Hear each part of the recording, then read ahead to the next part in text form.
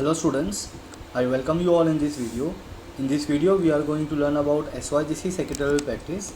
As you all know that we have completed our first chapter, that is Introduction to Corporate Finance, and second chapter, that is Sources of Corporate Finance, third chapter, that is Issue of Shares. Alright, now chapter number 1, 2 and 3 इसके सारे videos मैंने आपके लिए upload किया है. आपको जो भी वीडियो चाहिए आपको प्लेलिस्ट में मिल जाएगा. ओके, एंड कुछ स्टूडेंट्स का क्वेरी था कि sir types of debentures upload नहीं हुआ है, तो वो भी अपलोड किया हुआ है मैंने ऑलरेडी. आपको प्लेलिस्ट में आप जाओगे तो आपको चैप्टर वाइज सारे फोल्डर्स मैंने बनाए हैं. तो चैप्टर नंबर 2 में टाइप्स ऑफ डिबेंचर है, तो आप चैप्टर नंबर 2 ओपन करोगे तो वहाँ पे आपको डिबेंचर्स, टाइप्स ऑफ डिबेंचर्स का वीडियो मिल जाएगा. Alright, okay. तो जितने भी आपको रिड्यूस्ड हुए हैं उसको छोड़कर बाकी जितने भी एग्ज़ाम में क्वेश्चंस आपको आने वाले हैं वो सारे वीडियोस मैंने आपके लिए अपलोड किया है. Now let's talk about chapter number 4, issue of debentures. So in that also I have already completed part 1, part 2 and part 3. part 1 में हमने डिस्कस किया है अबाउट इंट्रोडक्शन, part 2 में हमने डिस्कस किया about companies act 2013 and part 3 में हमने discuss किया about companies rule 2014.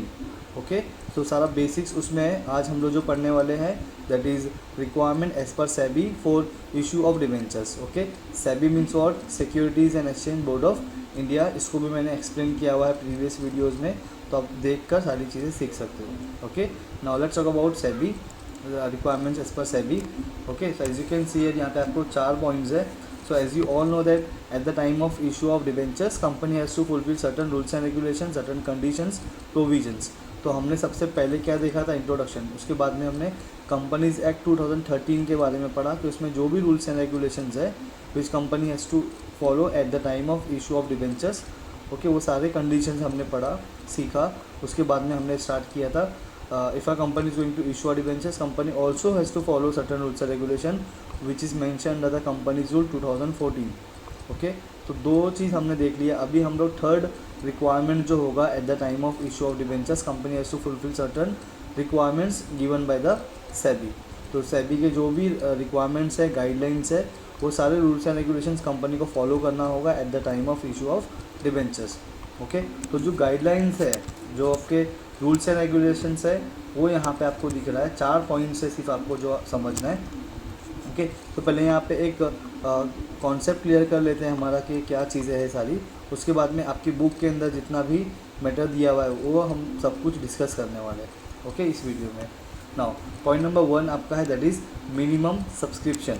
Okay, so when you talk about minimum subscription, so if a company is going to issue a debentures, example लेते हैं that company is going to issue a debenture 1000. Okay, 1000 debentures company is going to issue now. तो 1000 अगर company issue कर रही है, हम यहाँ पे एग्जांपल ले रहे हो कि कितना भी कंपनी इशू कर सकती है. तो अगर 1000, sorry just 1 second.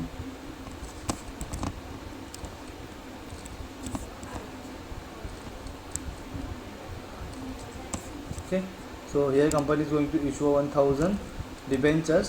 So SEBI के रिक्वायरमेंट के हिसाब से, सेबी के रेगुलेशंस के हिसाब से अगर कंपनी 1000 डिबेंचर इशू करेगी, ओके, तो उसका 75% कम से कम सब्सक्राइब्ड होना चाहिए बाय द इन्वेस्टर्स.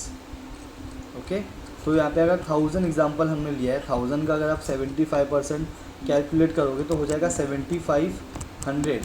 ओके, 750. इतना डिबेंचर्स कम से कम मिनिमम कंपनी का सब्सक्राइब्ड होना चाहिए.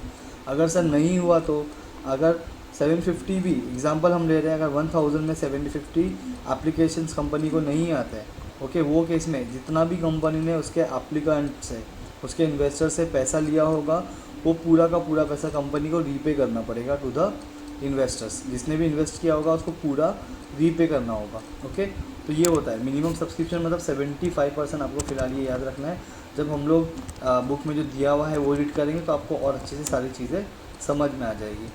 ओके, तो यहाँ पे हमने 1000 का जैसे एग्जांपल लिया था. हो सकता है कंपनी 2000 डिबेंचर इशू कर रही हो सकता है कंपनी 1 लाख डिबेंचर इशू कर रही हो. ओके, तो जितना भी इशू होगा उसका 75% जो है वो सब्सक्राइब्ड होना चाहिए. अगर नहीं होगा 75 तो कंपनी ने जितना भी पैसा लिया होगा उसके एप्लीकेंट से कंपनी को वो पैसा रीपे करना होगा. तो ये था आपका पहला पॉइंट, मिनिमम सब्सक्रिप्शन. तो आपको यहाँ पे फ़िलहाल के लिए याद रखना है 75%. होता है।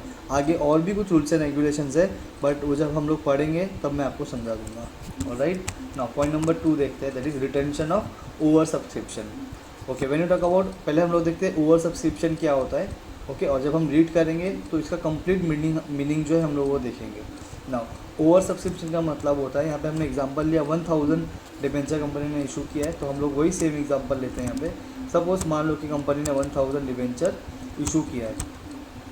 ओके, ये 1000 डिबेंचर्स आपका हो गया। ओके, बट आपको जो एप्लीकेशंस है, मतलब जो लोगों ने आपको आपके डिबेंचर्स को परचेज करने के लिए जो एप्लीकेशन सेंड किया, वो आ गया आपको 1200।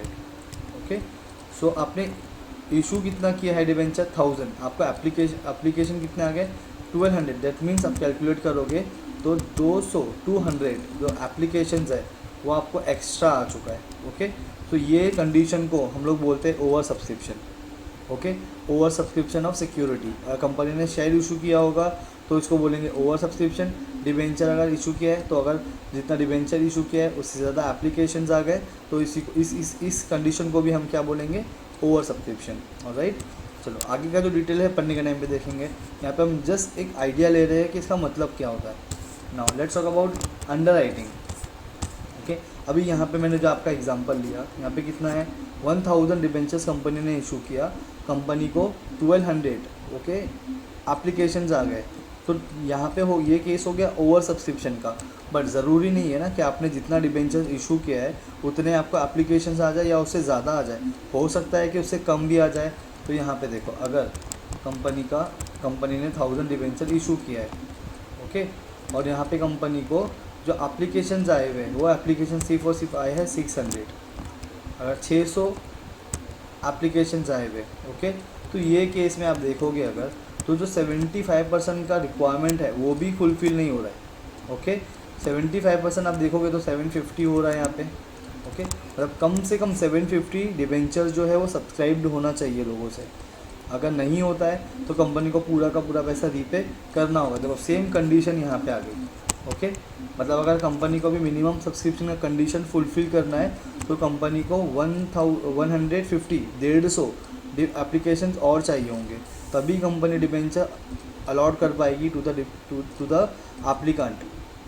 ओके, तो ये केस में क्या होता है, अगर एप्लीकेशंस नहीं है तो कुछ अंडर राइटर्स होता है जो आपके बचे हुए डिबेंचर्स, इससे एग्जांपल यहाँ पे मिनिमम सब्सक्रिप्शन का कंडीशन फुलफिल करने के लिए कितना चाहिए आपको 150 एप्लीकेशंस और चाहिए, मतलब इतना आपका बिक जाएगा तो आपका जो मिनिमम सब्सक्रिप्शन का रिक्वायरमेंट है एज़ पर द सेबी वो उसका फुलफिलमेंट हो जाएगा, मतलब वो फुलफिल हो जाएगा। ओके, तो ये केस में जो अंडर राइटर्स होते हैं, ओके, अंडर राइटर्स जो है आपके जो बचे हुए डिबेंचर्स है, ओके, इसको अंडर राइट कर लेंगे। That means they will purchase your remaining debentures so that आपका जो कंडीशन है वो फुलफिल हो जाए। ओके, बट यहाँ पे आपको याद रखना है at the time of issue of debentures, before issuing the debentures company has to issue prospectus. तो प्रोस्पेक्टस में कंपनी को ये जो अंडर राइटर्स होते हैं, ओके, मतलब ये कोई बैंक होते हैं, फाइनेंशियल इंस्टीट्यूशंस होते हैं, इनका नाम कंपनी को मेंशन करना पड़ेगा उनके प्रोस्पेक्टस में। ओके, तो इनको बोलते हैं अंडर राइटर्स। अंडर राइटर्स मतलब आपके जो बची हुई सिक्योरिटीज़ है वो जो परचेज कर लेता है उसको हम लोग बोलेंगे underwriters. Okay, so underwriters underwrite the remaining shares to fulfil the condition. Okay, now let's talk about point number 4, credit rating. That means, इसको एक एग्जांपल से समझते हैं, बहुत ही सिंपल सा एग्जांपल। आप कोई भी मूवी देखने के लिए अगर जाते हो, ओके, तो आप जब बुक माई शो के ऊपर टिकट बुक करते हो तो वहाँ पे आपको दिख जाता है कि उस मूवी को कितने स्टार्स मिले। ओके, मतलब कुछ क्रेडिट रेटिंग एजेंसीज़ है जिन लोगों ने उसको रिव्यू किया है, उसको रिव्यू दिया है by giving them the stars, उसको बोलते हैं रेटिंग देना। तो अगर जिसको ज़्यादा रेटिंग्स मिला है मतलब वो मूवी बहुत अच्छी है, और जिसको कम स्टार्स मिला है वो मूवी उतनी अच्छी नहीं है। सेम यहाँ पे ही अप्लाई होगा, जितना ज़्यादा रेटिंग्स कंपनी को मिलेगा वो कंपनी बहुत अच्छा कंपनी होगा, और जितना कम रेटिंग्स मिला होगा वहाँ पे वो कंपनी उतना अच्छा कंपनी नहीं होगा। ओके, मतलब यहाँ पे आपके लिए क्वेश्चन मार्क होगा, कम स्टार मिला है तो कंपनी में इन्वेस्ट करना चाहिए या नहीं करना चाहिए, लेकिन अगर उसको ज़्यादा स्टार्स मिले हैं तो वो केस में कंपनी में इन्वेस्ट करना चाहिए। Okay, So before issuing the debentures, company has to rate their self from the rating agencies. Okay ये कंपलसरी है, कौन बोलता है? सेबी बोलता है, that is securities and exchange board of India का रिक्वायरमेंट है, वो कंपनी को फुलफिल करना ही पड़ेगा। ऑलराइट, तो ये 4 पॉइंट्स है आपके। अभी ये सारे पॉइंट्स जो आपकी बुक में दिए हुए हैं, आपका जो डेटा दिया हुआ है वो अभी हम लोग पढ़ने वाले हैं। ओके, तो पहला point as you can see है minimum subscription SEBI. Okay, issue and listing of debenture securities, मतलब इसके बारे में लिखा हुआ है कि इसमें सेबी रेगुलेशन 2008 में। Okay, regulations 12 state the minimum subscription to be collected by a company. तो कंपनी मिनिमम सब्सक्रिप्शन कलेक्ट कर सकती है, वो कहाँ लिखा हुआ है? सेबी रेगुलेशन 2008 रेगुलेशन 12 में। ओके, इसमें लिखा हुआ है। चलो देखते हैं कितना है। As per SEBI the minimum subscription for public issue of debenture is 75%। Okay, तो कम से कम 75% जो है इशू, जो भी इशू साइज़ होगा, ओके, और बेस इशू साइज़ जितना भी आप इशू कर रहे होंगे उसका 75% कम से कम पब्लिक के साइड से, लोगों के साइड से आपका डिबेंचर सब्सक्राइब होना चाहिए, तो आपका कंडीशन फुलफिल होगा, वरना नहीं होगा। ओके, चलो अगर नहीं होगा तो फिर देखो क्या होगा। If the minimum subscription is not received, okay, 75% का जो रिक्वायरमेंट है वो फुलफिल नहीं होता, if company fail to fulfil the requirement, then the entire money received should be refunded within 12 days from the date of the closure of the issue. तो जिस दिन आपका क्लोजर होगा इशू, जिस दिन के बाद में आप लोगों को इनवाइट नहीं कर रहे हो कि लोग आके परचेज़ नहीं कर सकते, जिस दिन बंद किया उस दिन के बाद से लेकर 12 days के अंदर, विद इन 12 days आपको पूरा का पूरा पैसा जितना भी आपने लिया होगा आपके एप्लीकेंट से, उनको रीपे करना पड़ेगा। ओके, यहाँ पे 12 days जो है, विद इन 12 days, ये आपको याद रखना है। ओके, इंपॉर्टेंट पॉइंट है। आगे देखते हैं। Now second point, retention of over subscription. Okay, so company can retain over subscription money up to maximum 100% of the base issue size or any lower unit as specified in the offer letter और letter of offer और prospectus. That means जितना भी prospectus में आपने रखा है, कितना रखा होगा, एग्जाम्पल फिर से सेम एग्जाम्पल ही हम लोग लेंगे तो देर आपको समझ में आए। अगेन यहाँ पे कंपनी ने 1000 डिवेंचर्स इशू किया है। ओके, 1000 सब्सक्रिप्शन, 1000 में हमारा मिनिमम सब्सक्रिप्शन क्या है? 75%। उतना रिक्वायरमेंट हो गया, वेरी गुड। उससे कम होगा तो अंडर राइटर्स परचेज करेंगे। ओके, अगर 750 पे आके रुक गए या फिर 750 से 1000 तक के एप्लीकेशंस आपको आ गए, तो ये 1000 जितना आपने इशू किया है, ये पूरा का पूरा पैसा आप रख सकते हो आपके पास एज अ कंपनी। अब 1000 डिबेंचर अगर आपने इशू किया है, 1000 पूरा का पूरा बिक गया, इसको हम लोग बोलते हैं पार इशू। जितना कंपनी ने इशू किया उतना पूरा डिबेंचर सेल हो गया, मतलब लोगों ने सब्सक्राइब कर लिया, परचेज़ कर लिया, तो 1000 का 1000 हो सकता है। 75 से कम नहीं होना चाहिए। ओके, और 1000 से ऊपर होगा तो ओवर सब्सक्रिप्शन हो जाएगा। 1000 तक के एप्लीकेशन जाएगा, then company can accept the money from the applicant. Okay, so I hope ये आपको क्लियर हुआ होगा। ओके, बट स्टिल आपको कुछ भी डाउट होगा या नहीं समझ में आ रहा होगा तो यू कैन आस्क मी। चलो अभी आगे बढ़ते हैं हम लोग पॉइंट नंबर 3 की तरफ, अंडर राइटिंग्स। ओके, कंपनी में enter into an underwriting agreement. Okay, underwriters के साथ में कंपनी क्या करेगी? अंडर राइटिंग एग्रीमेंट बनाएगी with underwriters for its public issue of debentures. तो पब्लिक का जो कंपनी इशू कर रही है उसके लिए क्या करेगी? एग्रीमेंट बनाएगी with the underwriters. Appointment of underwriters must be mention in the offer letter और लेटर ऑफ ऑफर और प्रोस्पेक्टस। ओके, सो इसके अंदर कंपनी को अंडर राइटर्स का नाम जो है वो मेंशन करना पड़ेगा। Now let's talk about point number 4, that is credit rating. Now when you talk about SEBI issue for credit rating of the capital and disclosure requirement regulation 2008. तो SEBI regulation 2008 में क्या लिखा हुआ है? That regulation 2008 states that company should get credit rating for issuing debentures. That means if a company is going to issue a debentures, then it is compulsory by the SEBI that company should get credit rating from the credit rating agencies. Okay, आगे देखते हैं। As per SEBI companies making a public issue or right issue of convertible debentures must obtain credit rating from one और more credit rating agencies.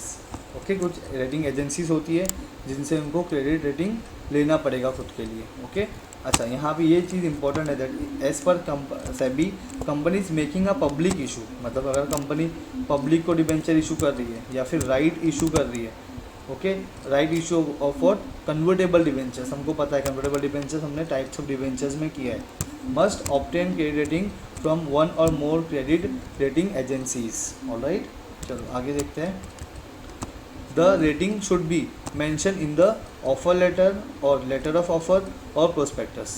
That means at the time of issue of prospectus, letter of offer, offer letter, उसके अंदर company को ये कितना rating उसको मिला है from the agency, that company should mention. All right, so it is one of the easiest and very simple topic you can say. All right, तो यहाँ पे आप सिर्फ ये देख लो कि क्रेडिट रेटिंग एजेंसीज क्या होती है। Okay, credit rating given to the डेब्ट securities by a credit rating agencies which indicates the credit risk level.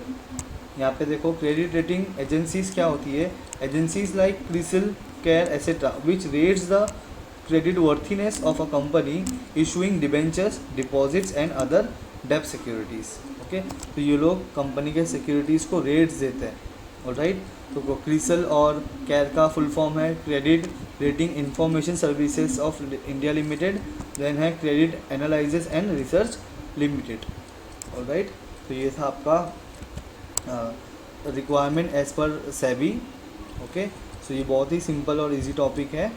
आपको कुछ भी डाउट होगा, कुछ भी नहीं समझ में आया होगा, so I am here always for you. Okay, so prepare your notes, start your studies. आपके पास ऑलरेडी बहुत कम टाइम है, so it is very important that you should start your studies from now only. Alright, till then thank you very much students.